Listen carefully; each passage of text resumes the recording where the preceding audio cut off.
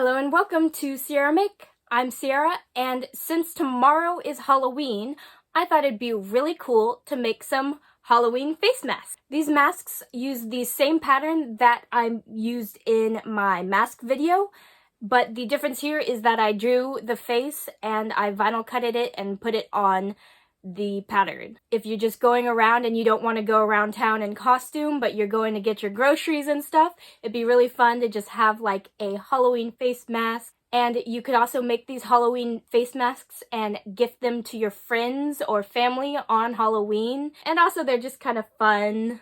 Yeah. Anyways, let's go check them out.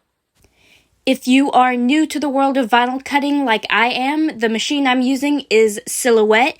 And on it, you can purchase a ton of different designs. They even have Halloween mouths, but I didn't like how they looked, so I decided to draw my own.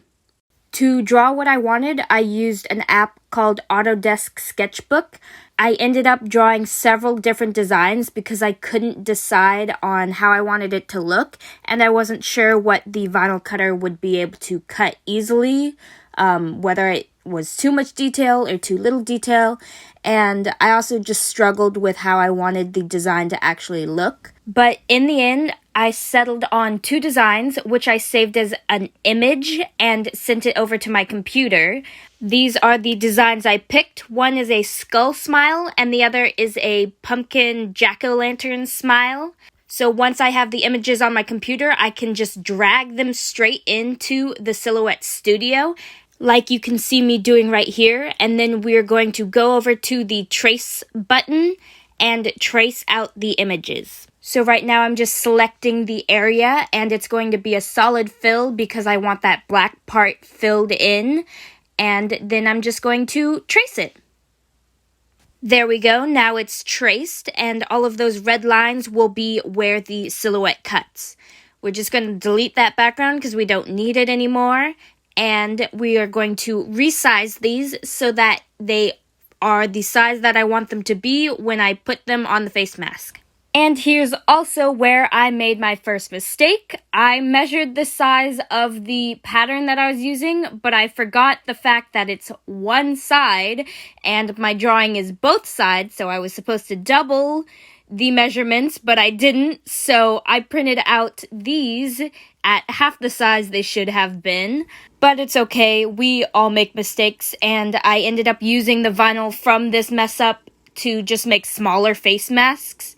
I'm not sure what I'll do with them, but they will go somewhere. Anyways, now I'm just going to peel off the parts that I don't want, which is that whole outer border and the insides of the teeth. And this is also where I realized that I made it the wrong size. Yep.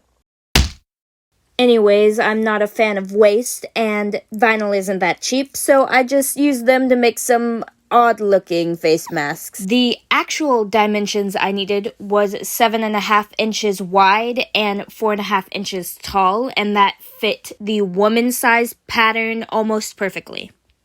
So here is the second attempt. As you can see, it fits a lot better. So now it's time to cut out the pattern.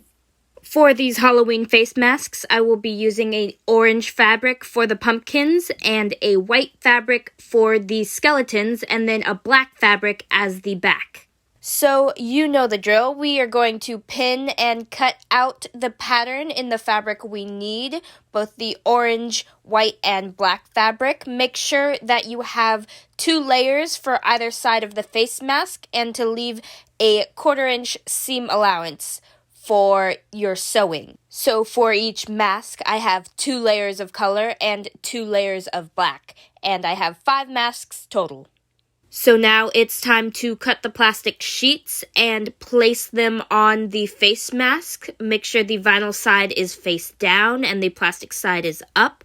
I also ended up separating some of the small ones so that they would fit a little bit better on the face mask, spread it out a little bit. And now we're just going to place them in our heat press and leave it there until the vinyl is on the fabric. I left it for about 10 minutes, which is actually a really long time, and it did not need to be on that long, but I didn't know any better. Anyways, here's some satisfying peeling.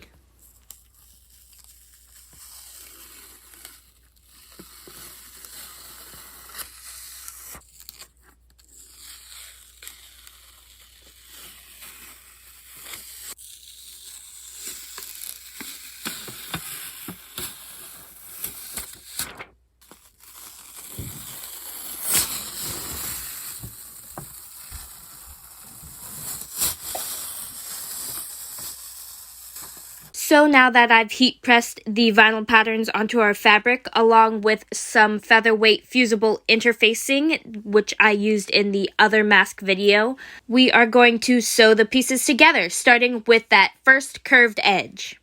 I made sure to switch out the thread with one that matched the color of the fabric that I was sewing, so that you wouldn't notice the stitches if they showed. And it turns out my skull fabric was more of a cream color, so I used that colored thread for the skull pattern. When sewing the pieces with the vinyl on them together, I had to make sure that the pieces were lined up perfectly so that there wouldn't be any jaggedness or disruption in the pattern. Don't forget to cut that curved edge so it gets a nice bend, and then sew your two pieces of the mask together and cut the other curved edge that's by the nose and flip it inside out. The masks that had the vinyl, which was the right size on them, actually ended up turning out pretty cool, but the other ones it looks kind of goofy.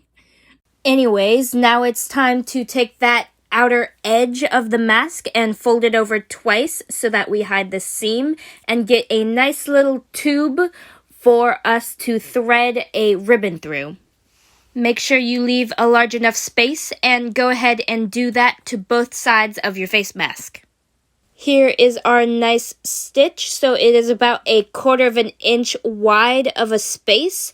And you'll notice I used the orange thread so it blended in. So now on to the last step. I'm just going to take some black ribbon and I'm going to thread it through the tube so that it is a tie for the ears or around the head. And I will do this for all of the masks. And there we go. There are our Halloween face masks. There is the really tiny one, a youth-sized pumpkin mask, and a large-size pumpkin mask, which I think came out really cool. Then there is also a youth-sized skull mask, which is a little funky looking, and a adult-sized skull mask, which I think looks awesome.